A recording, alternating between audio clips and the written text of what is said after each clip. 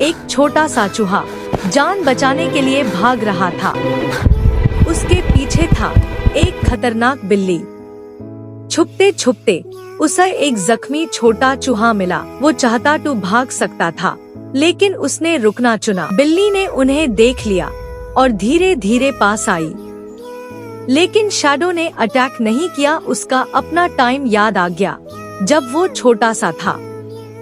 फिर शैडो उनको छोड़कर चला गया और अकेला बैठ गया उदास।